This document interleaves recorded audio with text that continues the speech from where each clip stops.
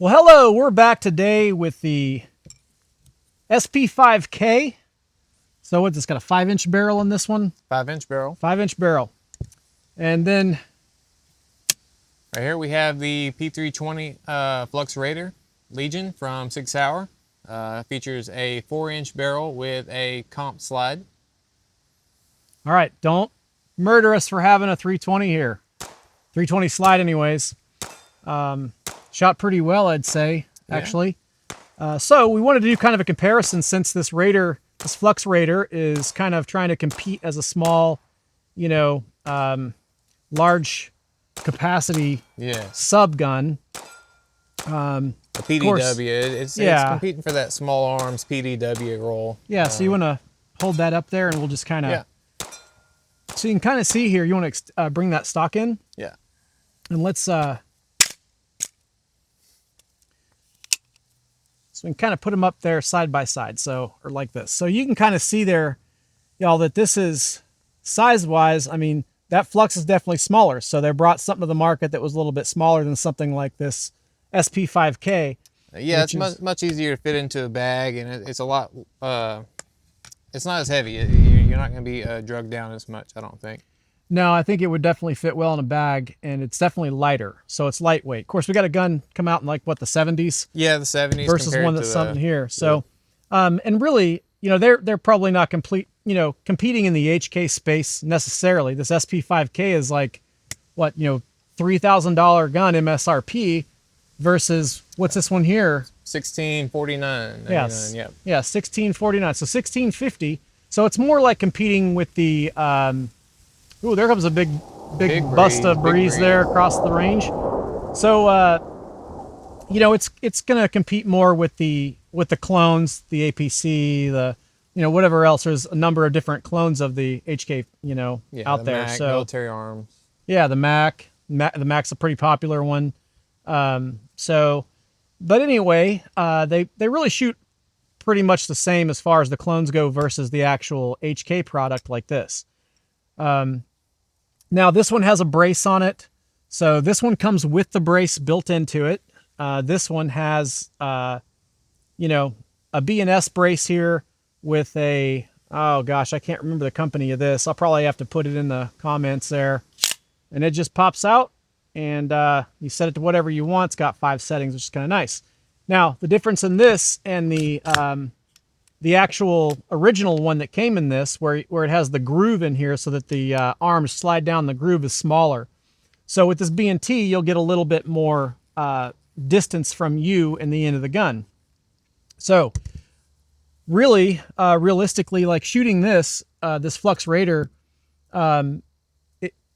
you're really pretty close to the gun. So you're a little closer with this one with it extended than you are with an HK style. Yeah, and you get that with these smaller packages too. Sometimes when you're shooting this gun, it can feel a little bit congested. All of the controls are very close, and in some ways it has too many features. It has 3 different ways to release the magazines. And if you're new to the firearm or you're not familiar with it, it can really bog you down. In a pinch, you need to pull something off. You're going to stutter, and you don't need that happening. Yeah, that takes a lot of training. So you probably got to figure out, your primary way to release it, I guess. Exactly. But having options, depending upon your situation, maybe you need that. But yeah, I would probably train myself. I'd probably train with just, one of those options primarily. As far as the concussion goes, shooting this thing, this was a lot, this HP or SP5K was a lot less concussive, even though, this has a 5-inch barrel and that has a 4-inch barrel. The standoff distance from the end of your face to the end of the muzzle is definitely noticeable. Oh, for sure. For the concussiveness of it. This definitely puts the gas away from you whenever you're shooting, where the Flux Raider here is actually, it's throwing the gas up in your face with that comp. And so you're taking a lot of that gas and breathing it in and a lot of the concussion, like as you're shooting it. Yeah, I forgot to mention that when I was shooting it. I actually mentioned that while I was shooting it, or after I got done shooting it. I mentioned to Ross here that when I was shooting that thing, it was just, and I'm shooting it left-handed, right?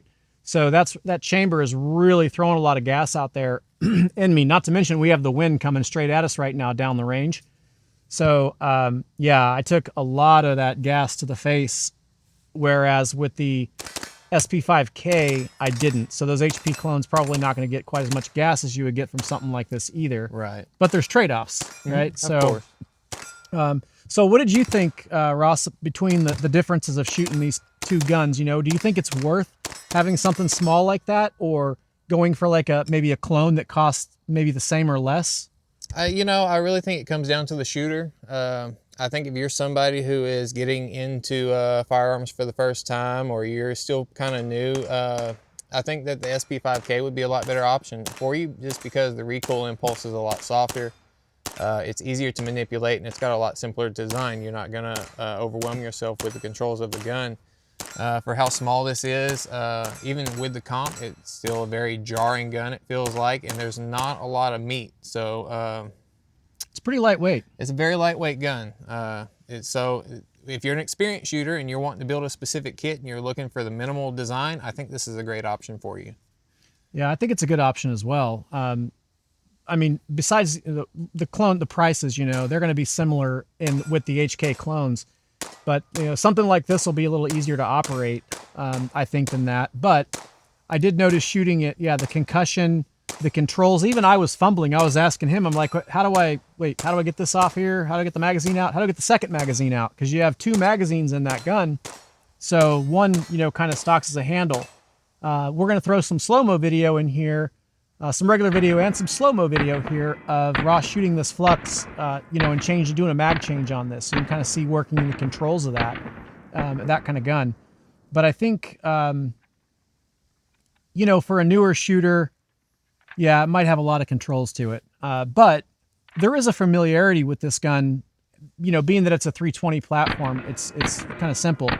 But man, that lightweight compactness, there's something to be said for that, because it is definitely carryable. No question carryable. As far as shooting goes, what did you think about, transitions between this gun and that gun? Now I wanted to make a caveat here that this one had a red dot, and this one did not. So we were actually trying to look down the sights, which is just about as hard to do on this SP5K when you're trying to look through the sights and you've got your face, lined up in there, and you're like way down here trying to get in that sight. It's probably just as difficult, to be honest, but I don't think there's a difference. I think the red dot made a huge difference. Now, I think the red dot would have made a huge difference on that. Yeah. But transition wise, with that short barrel, what did you think about that? Definitely one thing, you mentioned the barrel there. I think you're losing a little bit of power here. You're able to get a longer barrel on these larger platforms, so you're going to have more distance, more range, and a better ballistics overall. That being said, a lot of your self-defense situations, or a lot of your situations where you're going to be using these types of weapons, you don't need all that range all the time. So that goes back to being purpose-driven. Another thing about this gun as well, having that 4-inch barrel, is putting a mounted suppressor on this, versus this. This is going to be a lot longer. A little mosquito there. This is going to be a lot longer than that would be with a suppressor, especially with a shorter suppressor. In fact, I think that putting a short suppressor on that 4-inch barrel, it's on that, it's a 320. So you can get a threaded barrel for that. Yeah, they got the threaded barrels out there. Yeah. that you can switch out and put on these things. It would take away that concussion, make that a lot more pleasant to shoot, and put some of that gas out away from you. Yeah, I think it'd make it a lot more pleasant to shoot. Absolutely. I think it really absorbed that snappy recoil that has. Because you can really feel this in your shoulder versus something like this. In MP5 style. I mean, I know it's roller delayed. I know a lot of people, there's a big deal about that. I saw one of the creators talking about, you take a shot every time somebody that has a roller delayed gun, it says roller delayed. So, but don't worry, I won't say it 100 times so you're not going to get drunk on this channel. But anyway, this does have a different operating system than that does as well, because that's direct blowback. Yes. But I do think that a suppressor on that would definitely tame that down a lot, making it just an incredibly good package for carry. So when they talk about a truck gun, or a bag gun, let alone a big backpack, a small backpack, little Everly stock bag, because nobody knows if you're carrying an Everly stock bag that you might have a gun in there. But I think it's something you could actually use, whereas this is not. This is way too heavy. This is something, truck gun. You're not going to be able to just go hiking through the woods and people just not question what you have in your bag or something like that. If you've got one of those like cloth backpacks, your barrel is going to be protruding out the bottom in some form or fashion. It's going to print through the bag, where this has a lot more boxy feel to it. It's going to fill out that space just a little bit more efficiently than a larger gun like the SP5K would. Yeah, so for me, transitioning on targets, I was able to double tap targets with irons back here at 20 yards, and it did just fine.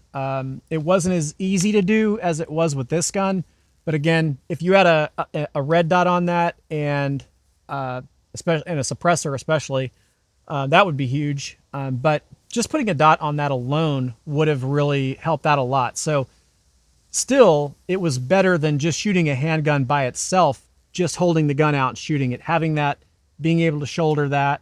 Absolutely. And like you mentioned, this compared to a handgun, there's just it's such a force multiplier, being able to shoulder a weapon and be able to get, precise targets. Whenever you're shooting, you always want to be shooting with intention, because you don't want to hurt bystanders or anything like that. So shooting with intention is really an important thing, and the more force multipliers you give yourself to do that, the better. And that's why having braces on these are awesome.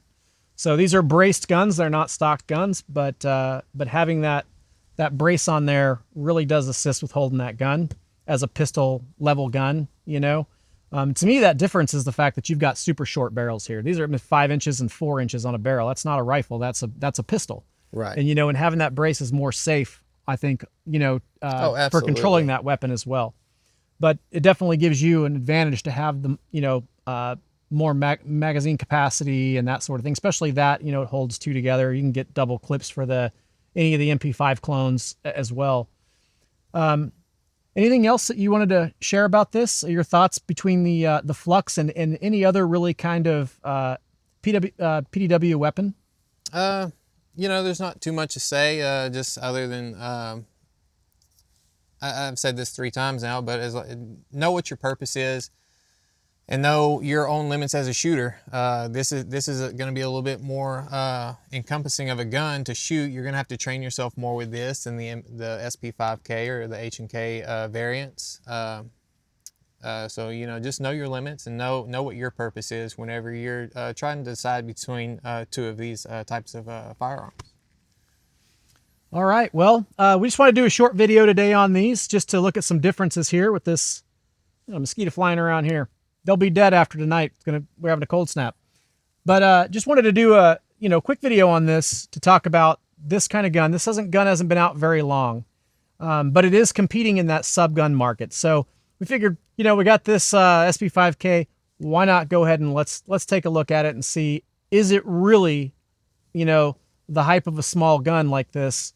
Is it really going to compare to something like this? And I would say it absolutely has its value, no question. That is definitely a small pack gun. Absolutely. And this is definitely not. So I think there is right now, especially for capacity, you've got 60 rounds right there, just between the grip and the actual, or I guess the front grip and the rear grip both. Absolutely. And another thing too, the deployability of these firearms too, for the brace on this is, yeah, it's as simple as that. Bring it out of the bag, throw your lever there, and you're ready to shoulder it. Man, I tell you what, I thought this was satisfying. Right? That's pretty sweet. That just hit the button. So that's spring loaded when it pops out? Yes, yeah. It's got a little spring there, and it just kind of throws it out really quick. Get her all the way in there. Yeah. So I like that. That's pretty cool. But yeah, definitely a worthwhile gun to look at. So I don't know as far as, so this Raider Flux lower here, is this a SIG? That is a SIG product? So originally, I don't know if they were associated with SIG, but it's a company called Flux, and they kind of made the chassis to accept the fire control unit.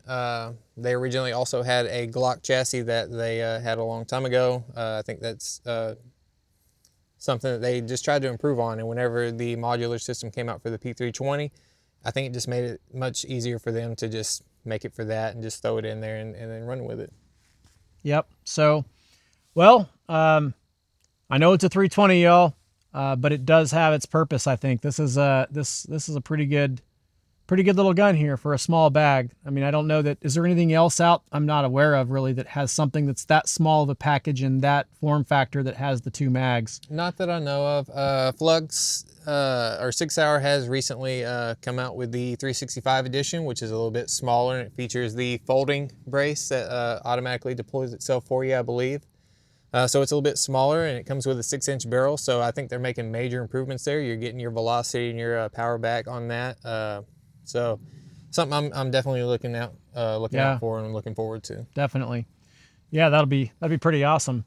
So I think overall, I mean, I think this definitely has a place. And though it may be in the sub category that's gonna fall into this kind of category, I think these are kind of breaking into their own like sub compact category. Yes. Yeah. You know, that you could actually throw that in a small bag and you've got a handgun size, weapon there for a PDW. So yeah, you could almost call this a compact PDW on its own. Mm-hmm. All right. Well, thanks for watching, y'all. If you like this kind of content, please subscribe. I appreciate that. And stay frosty, stay safe, and we'll catch you next time.